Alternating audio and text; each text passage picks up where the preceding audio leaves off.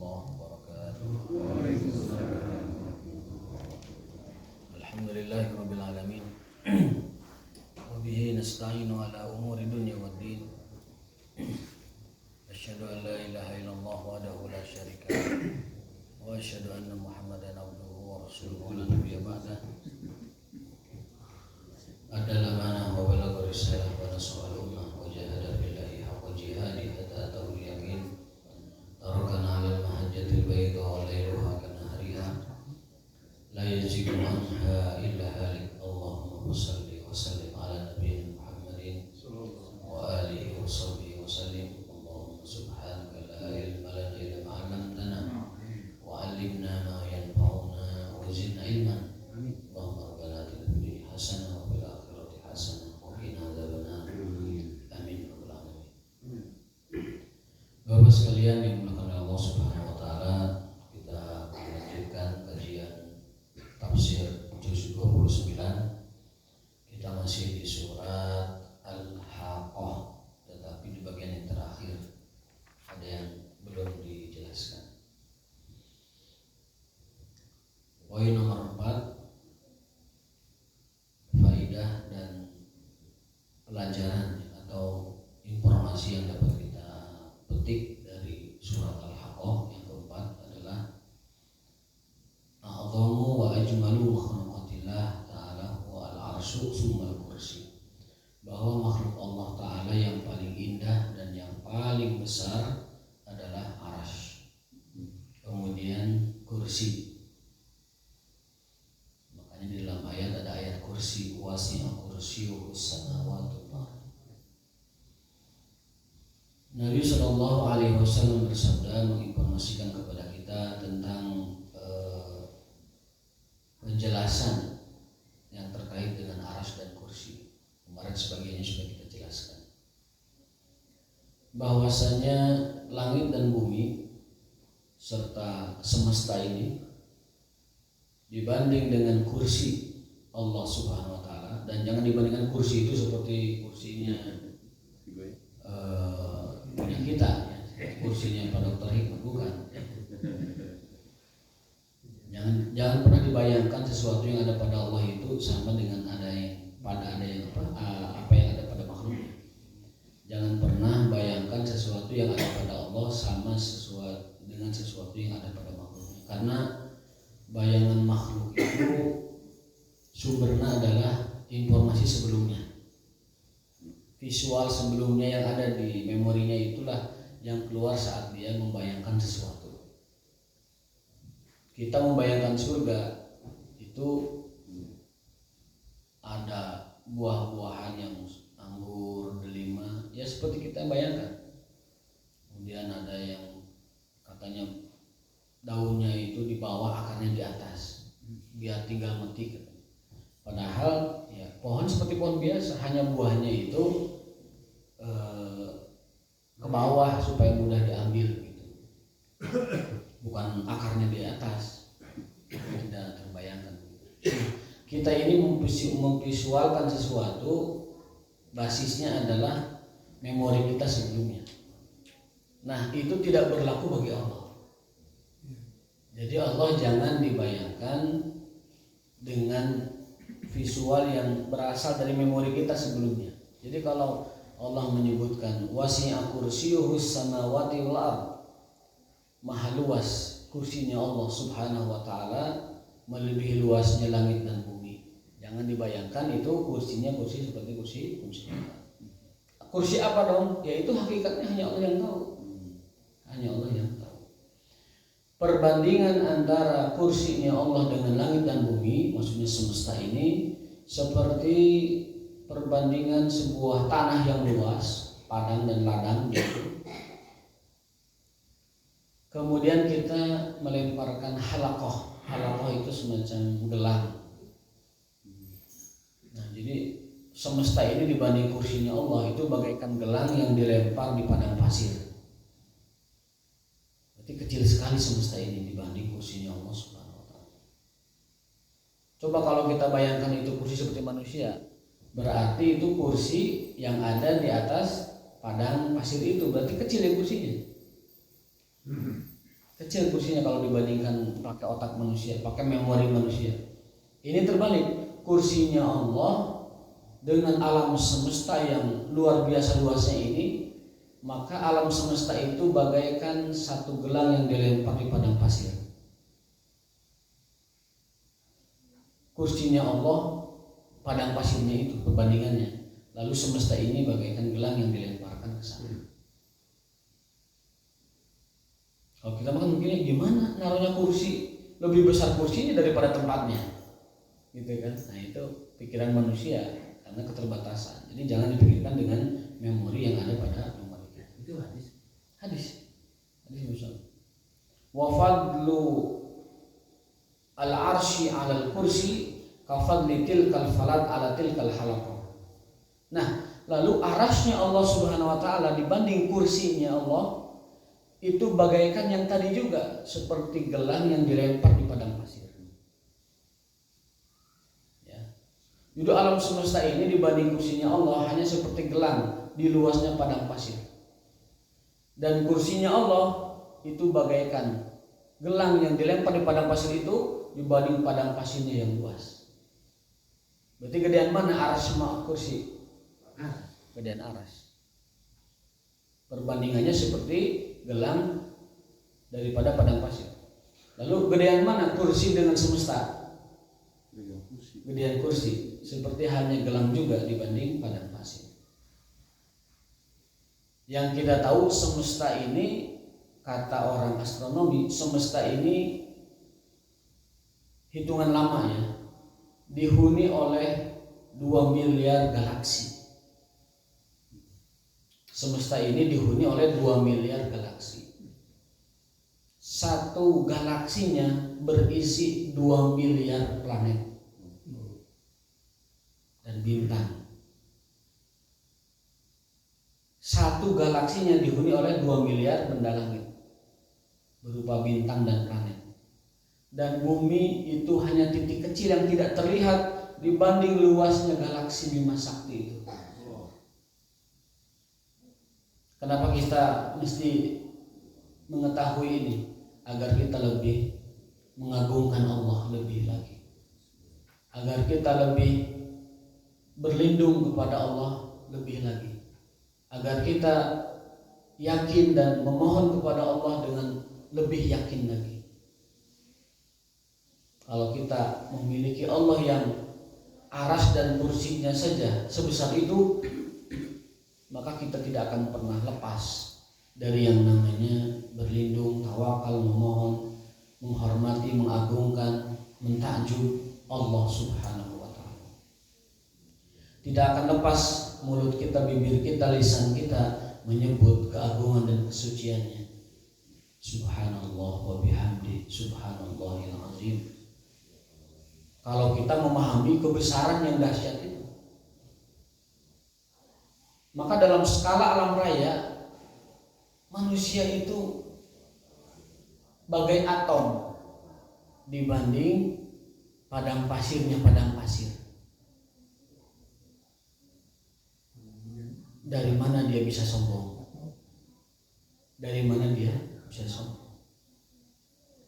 Itu Allah memberitahukan tentang dirinya ini supaya kita lebih mengagungkannya, supaya lebih mengabdi kepadanya, supaya lebih yakin lagi kepadanya dan yakin akan kekuatan dan kemahakuasaannya. Maka ada seorang ulama,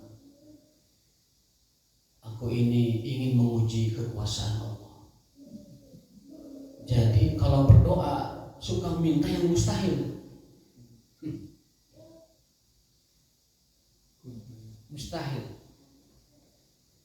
Karena tadi ingin lebih yakin lagi dengan kemahakuasaan dan kemahakayaan Allah Subhanahu wa taala. Dan qadarullah, masya Allah, diijabah semua permohonan-permohonan meskipun itu yang menurut dia tidak masuk akal. Karena keyakinannya itu.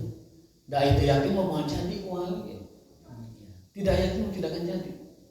Nah itulah keyakinan kita terhadap doa-doa kita, itulah tingkat ijabah doa kita. Ada hadisnya soalnya. Allah tidak akan mengijabah, mendengar suatu doa. Innallaha la yasma'u, Allah tidak akan mendengar, mengijabah doa min qalbin lahin, yang bersumber doa tersebut dari hati yang lalai. Innallaha la yasma'u, Allah tidak akan mau atau tidak mau mendengar. Jangan diartikan Allah tidak mendengar, Allah tidak mau mendengar doa min qalbin lahin, dari hati yang lalai. Ayang ngedoa matanya culang-cileng juga nungguan makanan keribukan, manjatnya ke langit, ari mata dan hatina kana bala-bala. Martabak jadinya. Hatinya ke langit, lisannya ke langit, hatinya ke martabak. Atau hatinya ke nasi kuning, nasi tumpeng, lidahnya ke langit. Dan hadis Rasulullah sudah mengingatkan, innallaha la yasma'u, Allah tidak mau mendengar doa min qalbin lahin, dari hati yang lalai.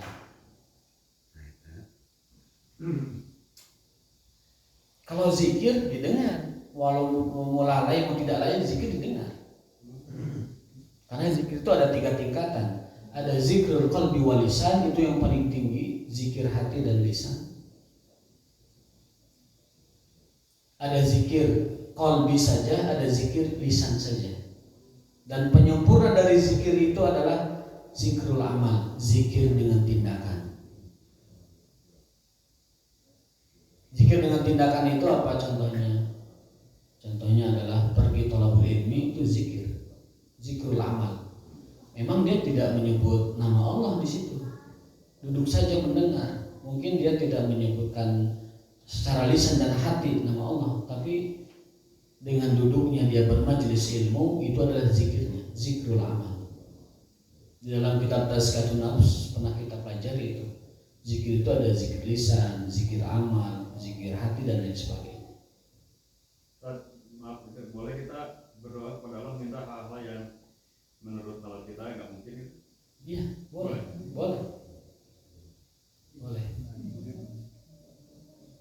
Jadi berdoa meminta sesuatu yang mustahil, boleh.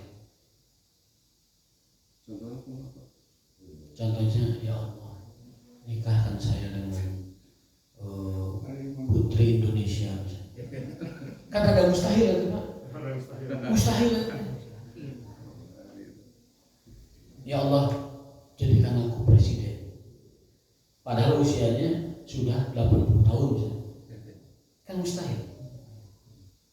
Tetapi memintakan itu kepada Allah sebagai bentuk permohonan bahwa kita menginginkan hal itu tidak dilarang.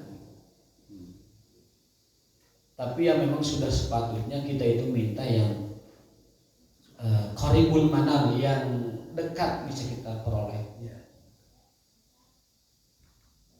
Dan salafus saleh menyuruh kita atau mengajarkan kita berdoa itu ulah malulu minta dunia gitu.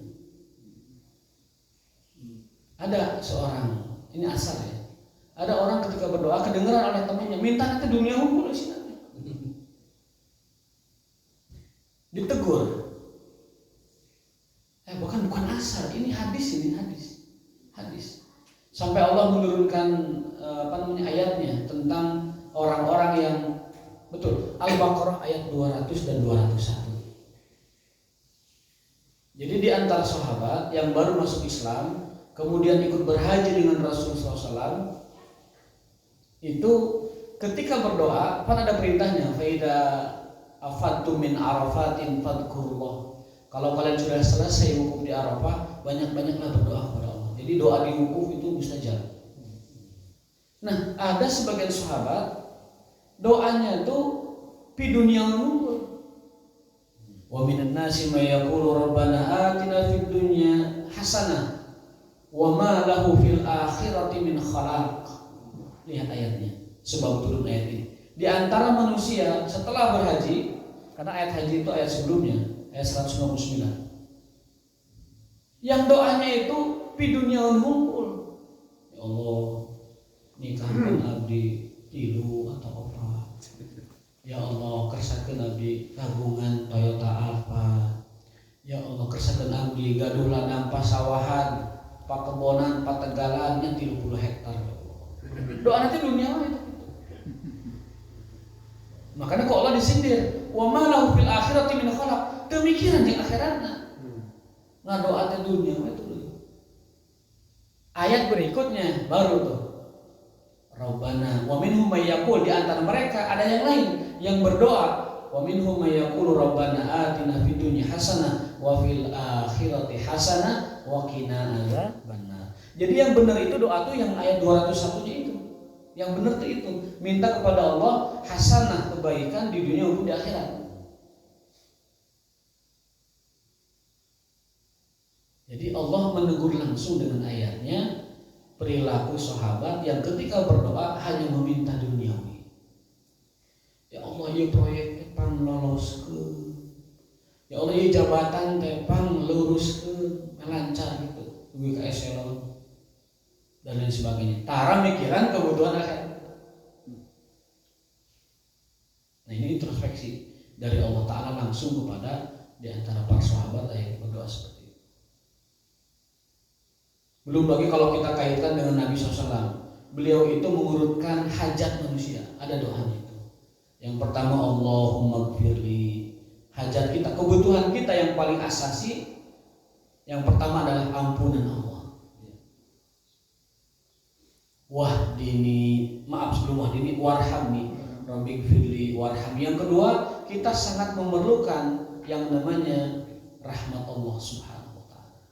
Tahajat kedua orang teh rahmat Allah. Nu kahiji ampunan damang sama sakumaha soleh nage pihampuraeun. Hampuraeun. Manusia masa soleh kumaha ge pikarunyaeun. Masing mau solehnya unggal puting tahajud 1000 rakaat tetap anggar sore Ibnu Qayyim manusia mah pikarunyaeun. Hampuraeun.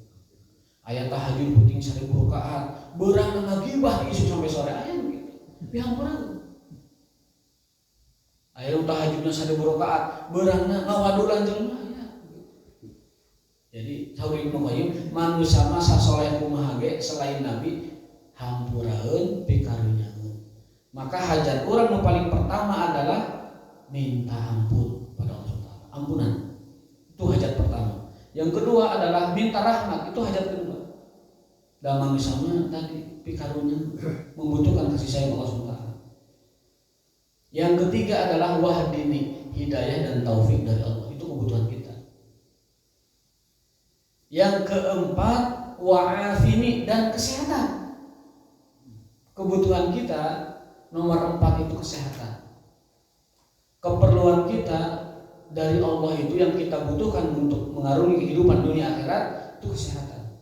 Karena untuk menumpuk amal soleh kita butuh kesehatan. Berbekal diri untuk akhirat kita butuh kesehatan. Karena semua amal di dunia itu butuh kesehatan. Baik perbuatan hati atau perbuatan tindakan kita butuh sehat. Lalu yang kelima, baru nih kebutuhan kita yang kelima terakhir, warzuqni, rezeki. Jadi kebutuhan akan rezeki itu kebutuhan terakhir sebenarnya. Kata para ulama, hadis ini menjadi dalil, menjadi patokan, menjadi tolok ukur bahwa urutan kepentingan dan hajat manusia itu jika diurutkan begitu urutannya. Kita butuh ampunan Allah, kita butuh rahmat Allah, kita butuh hidayah dan taufik dari Allah, kita butuh kesehatan dari Allah, dan yang terakhir kita butuh rezeki dari Allah. Jadi ngadoanya udah warzuqni wae, warzuqni hungkul gitu. Tetapi tadi Allah merhamni, Allah memberi dan seterusnya. Nah, surat Al-Baqarah ayat 200 dan 201 itu kita disuruh untuk meminta kebaikan dunia dan akhirat, bukan hanya kebaikan dunia saja.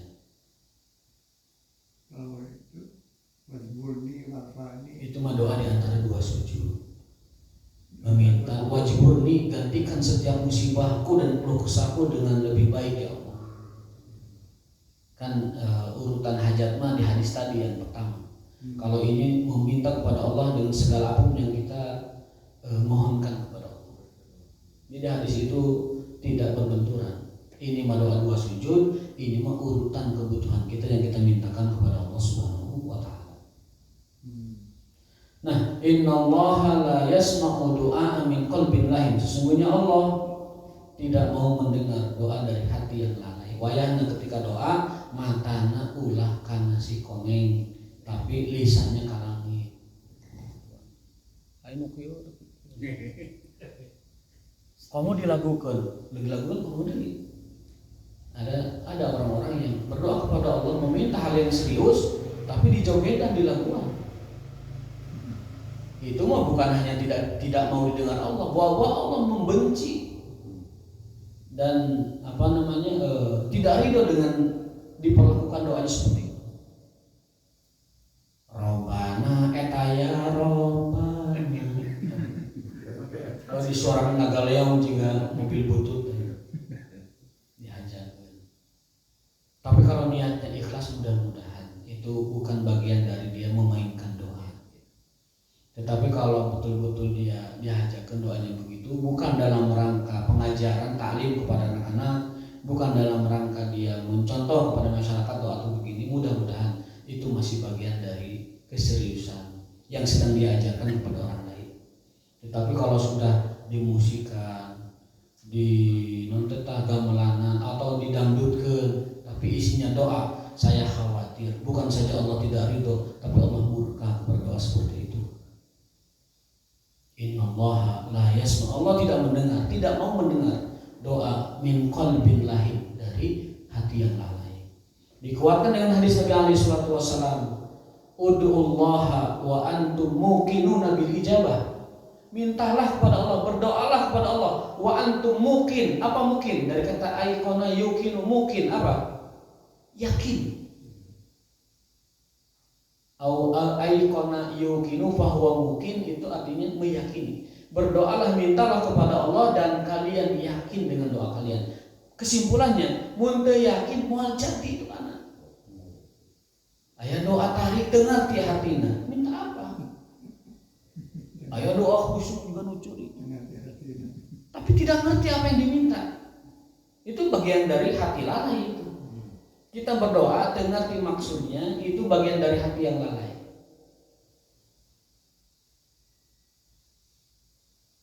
Dan bisa dipastikan orang yang tidak paham bacaan doanya, dia tidak akan yakin dengan maknanya. Pasti, gimana mau yakin? Paham juga tidak. Wasabbit aqdamana, contohnya berdoa, ya Allah kuatkan, kokohkan hati dan kakiku saat dihisab di yaumil akhir, dan kuatkan kakiku saat meniti siratal mustaqim. Wasabbit aqdamana, kuatkan hatiku dalam meniti kebenaran di dunia, lebih-lebih lagi kuatkan kakiku saat meniti sirat, saat kita dipertanyakan seluruh amal kita di hadapan Allah Subhanahu wa taala. Ari wasabit aqdamana nanti ngerti artinya. Bahwa wasabit aqdamana teh urang keur minta imah ka Allah teh. Kokohkan kakiku maksudna teh pangmelikeun tangan ya Allah buat naungan. Nah, ini sekali lagi pentingnya kita mempelajari bacaan dan gerakan dari doa-doa kita maupun salat-salat kita. Dua hadis itu saya kira cukup untuk meneguhkan kita bahwa kita mesti paham apa yang kita doa, dan kita mesti yakin apa yang kita baca atau kita doakan. Dengan dua hadis tadi, Allah tidak mau mendengar doa dari hati yang lalai, dan Allah akan mengisjabah, memerintahkan kita berdoalah kepada Allah wa antum muqinun, dan kalian yakin dengan doa-doa tersebut. Dan kadang kita mah kurang yakin ya Allah jadikan aku pengusaha, ya Allah jadikan aku ulama, ya Allah jadikan aku penguasa yang berlaku adil. Orang itu yakin kan lagi. Asa moal jadi pejabat, asa moal jadi ulama. Nah itu udah nggak yakin duluan. Ngapalkan surat Al-Bayyinah bae TPK tipe mereka gitu. Susah. Karena keyakinannya kurang bahwa dia bisa menghafal surat Al-Bayyinah. Kadang-kadang permasalahan banyak orang itu bukan keterbatasan sebenarnya, tapi karena tadi ketidaksungguh-sungguhan dan atau tidak yakin, kekurang yakinan atau ketidaksungguh-sungguhan pada sesuatu itu menyebabkan orang tidak dapat mencapai irodahnya, tujuannya. Dan itu pernah disinggung dengan kisahnya Adam yang kenapa beliau tergelincir kan. Pada akhirnya Allah jelaskan dia tergelincir mendekati pohon larangan gara-gara tadi tidak kuat azamnya. Walam najid lahu azma, tidak punya azam, tidak kuat azamnya. Dan didukung oleh sifat manusia yang pelupa. Jadi manusia teh kermah pohon, kermah tidak punya kesungguhan, wes randa sesat. Maka kita mohon kepada Allah agar diberikan keyakinan dan keimanan yang kuat supaya tidak tergelincir. Yang ngaji ke sini aja butuh keyakinan. Saya yakin kalau ngaji di sini duduk dapat berkah dari Allah. Tapi kalau tidak yakin, leos wae. Kalau tidak yakin leos, ataupun kalaupun duduk ya tadi tidak dengan ikhlas, maka perlu sekali kita menjelaskan bab tersebut. Itu hadis bahwasanya semesta ini dibanding kursinya Allah bagaikan gelang dilempar di padang pasir. Lalu arasnya Allah dibanding kursi seperti gelang dilempar di padang pasir. Berarti kursi itu luar biasa. Kemudian setelah itu aras itu maksudnya maaf saya ulangi, kursinya Allah dibanding semesta itu bagaikan padang pasir yang luas. Kemudian semestanya itu bagaikan gelang yang dilempar. Lalu aras dibanding kursi itu seperti padang pasir yang luas, itu arasnya Allah perbandingannya dibanding dengan gelang yang dilempar di padang pasir. Jadi urutannya semesta, kemudian kursi, kemudian ars yang paling besar. Makanya dalam hadis makhluk Allah yang paling besar adalah ars. Makhluk Allah yang paling besar adalah ars. Lalu kursi, kemudian semesta alam. Itu ada dalam hadis sahih kitab as-sahihah nomor 174. Ini catatan kakinya kecil jadi kurang kelihatan. 174 ya. Berikutnya adalah wal falatu al-ardu al-wasi'atu al-mutarammiyatul atraf. Wa qala Rasul sallallahu ada hadis lain Rasulullah bersabda, "Inna ma bainas sama'i wal ardi masirata khamsini am." Ini pernah dijelaskan bahwa jarak antara langit ke bumi itu jaraknya itu 500 tahun perjalanan. Kalau kata orang astronom itu 4 triliun cahaya, 4 triliun tahun cahaya itu jarak bumi ke langit. Jadi 1 kali 10 pangkat 40, 4 triliun cahaya. Atau 1 tahun cahaya sudah jauhnya minta ampun. Kan cahaya tuh sekilat. Patokan jarak jauh itu kalau dalam ilmu fisika kan 1 tahun cahaya. Jadi bumi ke matahari berapa jaraknya? Udah nggak bisa lagi pakai kilometer, nggak bisa. Kilometer terlalu dekat. 150 juta kilometer itu jarak bumi ke planet terdekat, misalkan ke bulan. 150 juta kilometer. Untuk benda langit seperti bintang sudah tidak bisa pakai ukuran kilometer tapi tahun cahaya. Lalu orang ngeberesatkeun cahaya nyampe nate 4 triliun tahun tak eta langit jaraknya. Itu kebayang loh. Sama saya nggak kebayang itu betapa jauhnya langit dan bumi. Nah kata Nabi SAW bahwa jarak antara al-ardu bainas samai wal ard, jarak rentang antara langit dan bumi itu 500 tahun perjalanan.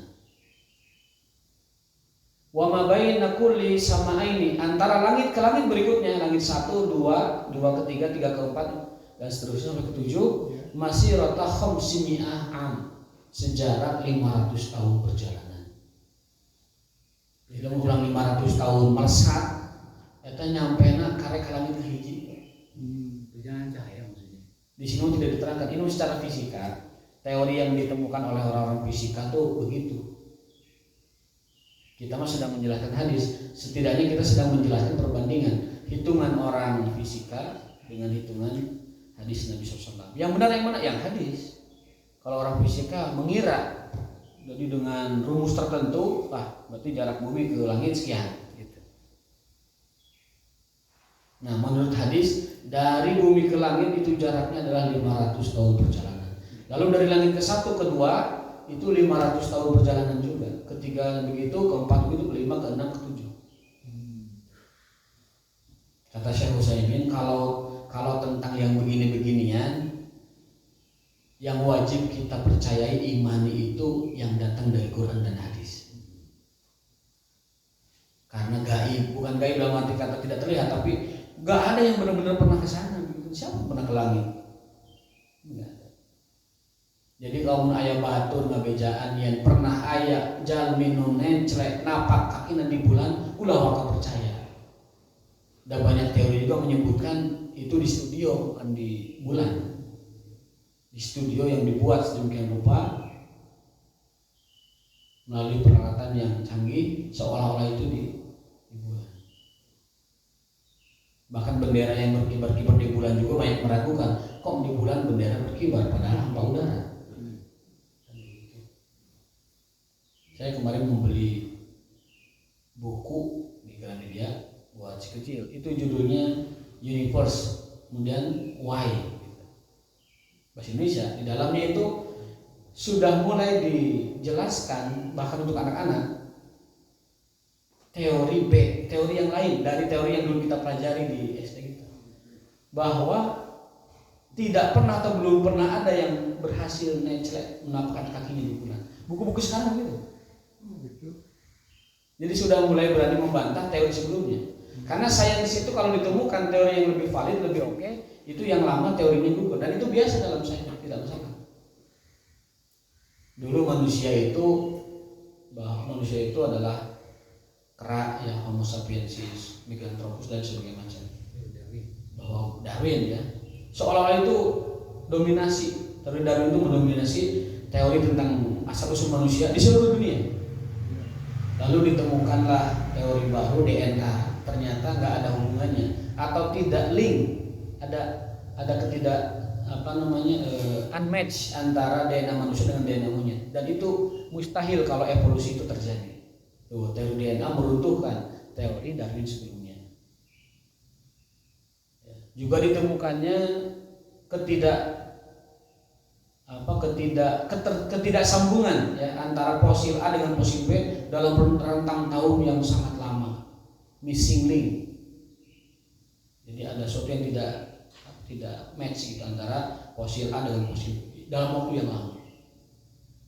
Jadi teori yang lama gugur dengan teori yang baru. Nah, kita sedang menjelaskan bagaimana alam raya, kita sedang menjelaskan bagaimana hadis atau Islam memandang alam semesta. Sampai mana? Sampai Sidratul Muntaha, sampai ujung puncak kemampuan manusia naik ke atas, dan itu pun dengan kuasa Allah Subhanahu wa taala. Sidrah al-Muntaha. Jadi lapisan yang muntaha, intiha itu ujung akhir. Ujung akhir.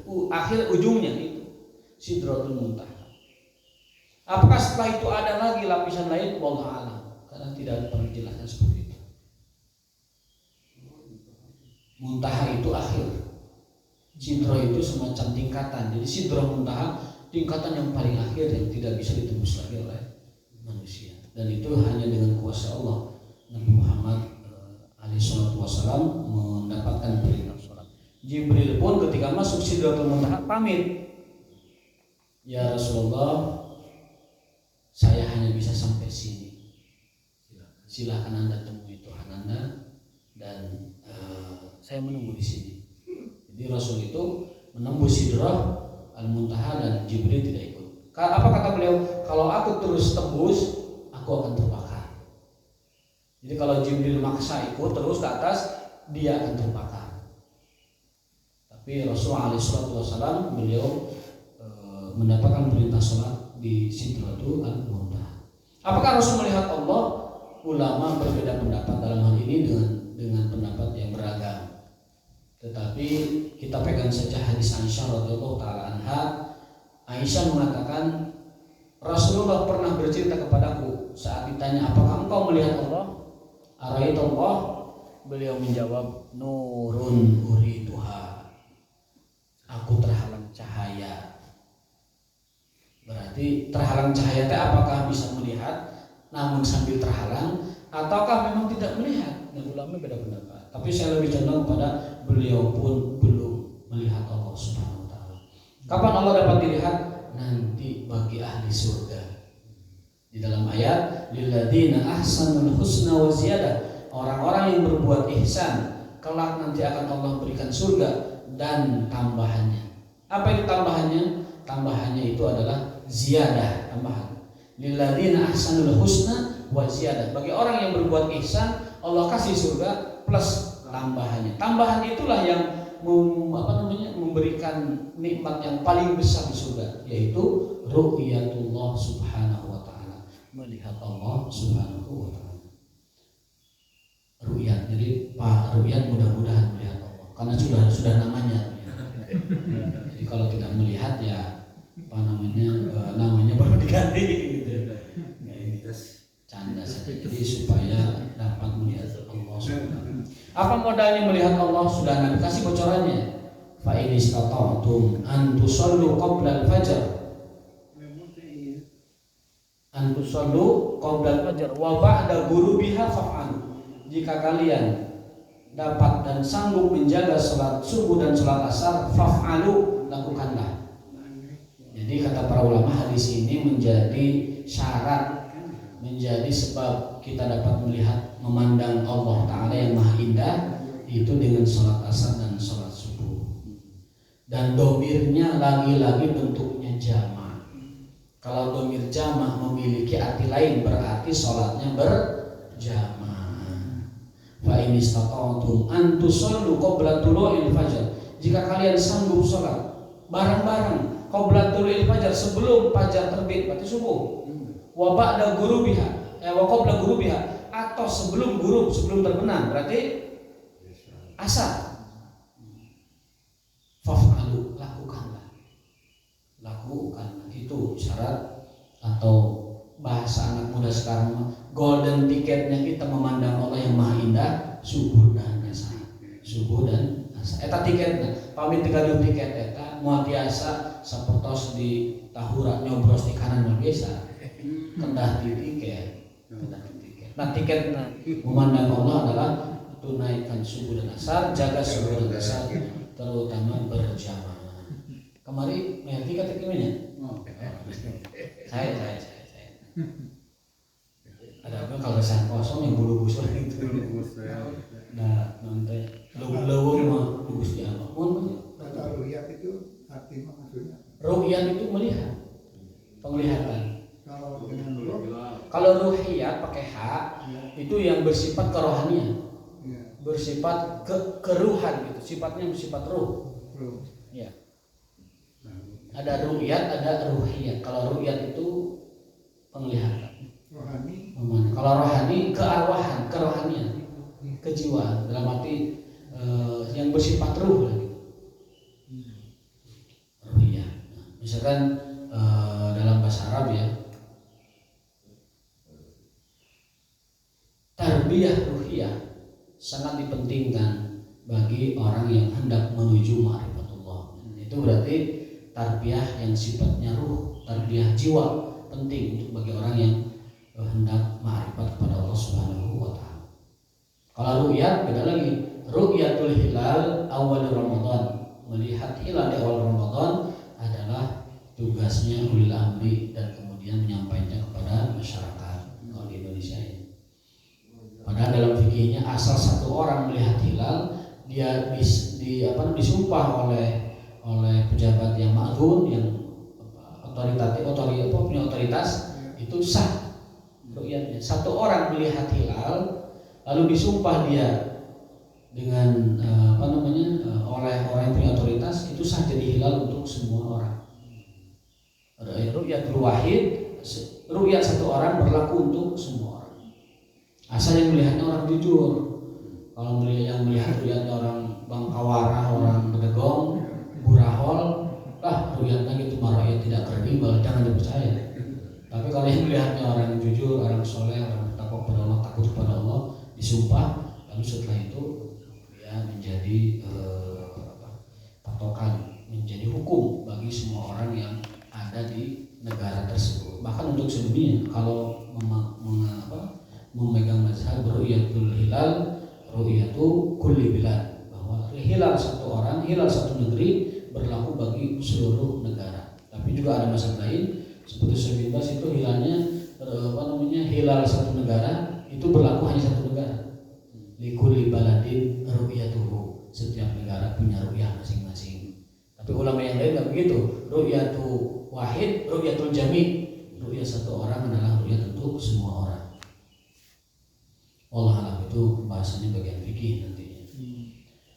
Lalu jarak antara lapisan langit tersebut adalah 500 tahun perjalanan. Wa ma bainas sama'i sabi'ati wa bainal kursi. Setelah langit ketujuh, kemudian kursi itu jaraknya masirata khamsimi'am. Jaraknya juga sama, 500 tahun perjalanan. Jadi bumi ke langit 500 tahun perjalanan. Langit ke satu kedua 500 tahun perjalanan. Ketiga keempat 500 tahun perjalanan sampai ketujuh. Dari ketujuh ke kursi, al-kursi itu 500 tahun perjalanan. Kemudian wal arsyu fawqal ma. Wa ma bainal kursi ila samai masirata khamsimi'am wal arsyu fawqal ma.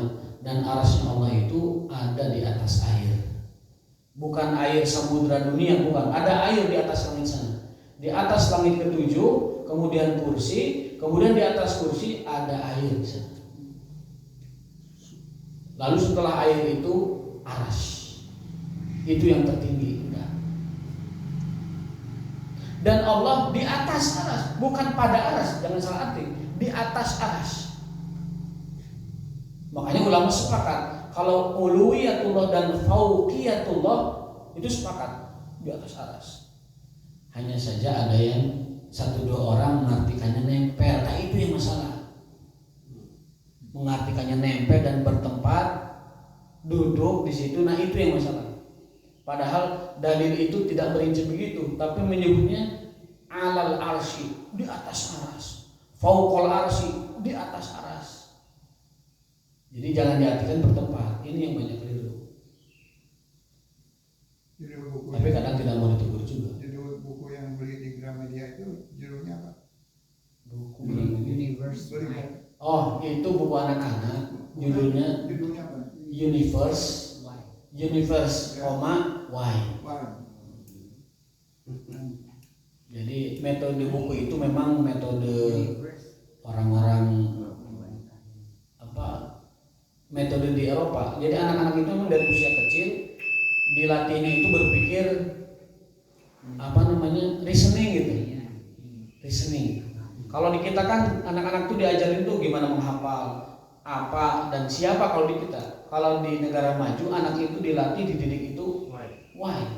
Kenapa bisa terjadi begini? Kenapa demikian? Limaza. Jadi pertanyaan di sana mah kurikulumnya itu limaza. Jadi kita kan enggak hafalkan ini, ada ini loh. Terus kemudian siapa? Ada dan siapa. Kalau kita mah apa dan siapa kebanyakan kurikulum kita. Siapa menteri pariwisata zaman Soeharto? Tabel belakang itu diajaran kan? Job apa ya gitu maksudnya. Saha menteri penerangan Harmoko zaman tibaheula kan jadi. Nah, Eropa kelas 3 SD sudah reasoning. Kenapa sih air bisa menguap? Kenapa sih hujan bisa turun? Tak itu. Jadi pertanyaan-pertanyaan yang seperti itu yang Al-Quran juga mengajarkan pertanyaan itu begitu. Afala yanzuruna ilal ibili kaifa khuliqat. Apa kamu tidak perhatikan itu onta bisa begitu? Itu mendorong kita untuk berpikir dan mencari tahu. Berarti kan why? Kenapa langit bisa begitu? Kenapa onta bisa lahir begitu? Kenapa manusia bisa begini? Disuruh untuk ditantang untuk berpikir why, yang reasoning. Baik, sedikit lagi mohon maaf saya tambahnya. Wal arsyu fawqal ma, dan arsy Allah di atas air tersebut. Wallahu tabaraka wa ta'ala fawqal arsy, dan Allah taala fawqal arsy, di atas arsy. Bukan bertempat, bukan duduk, bukan berdiam atau menenclek di tempat, bukan. Hadisnya itu fauqa. Ini menerjemahkan anak glenter. Apalagi diterjemahkan bersembayang itu berbaring, apalagi terjemahkan duduk, sama sekali tidak ada dalil yang arah ke sana. Jadi memahami bersembayangnya jika bahasa Indonesia ya salah gitu. Yang benar itu wallahu tabaraka wa taala fauqal arsy, di atasnya lagi atas, bukan berkenaan dengan tempat, tapi kemahatinggian dan kemahaluhuran Allah Subhanahu wa taala. La yakhfa alaihi min a'malikum syai'un, meskipun Allah taala itu fauqal arsy, alal arsy istawa, tapi Allah sama sekali tidak luput setitik seatom pun dari melihat perbuatan-perbuatan kita. Ilmunya Allah, atom per atomnya Allah tahu, sel per selnya itu Allah tahu, maha mengetahui. La yakhfa alaihi, tidak ada yang tersembunyi sedikit pun, samar sedikit pun, tidak terlihat sedikit pun, min a'malikum syai'un, dari amal-amal kalian sedetik pun. Itu ada di dalam kitab Al-Azamah, artinya kebesaran Allah, Syekh Al-Asbahani. Ini dalam kitab klasik ya, wa sahhahahu Ibnu Qayyim wal-Dhahabi. Keterangan ini, hadis ini disahihkan oleh Ibnu Qayyim dan Imam Adz-Dzahabi, dua ulama besar yang ilmunya menjadi referensi dan rujukan umat Islam di seluruh dunia. Wallahu ta'ala a'lam bishawab, wallahu ta'ala a'lam bi muradihi, wa ma taufiqun illa billah,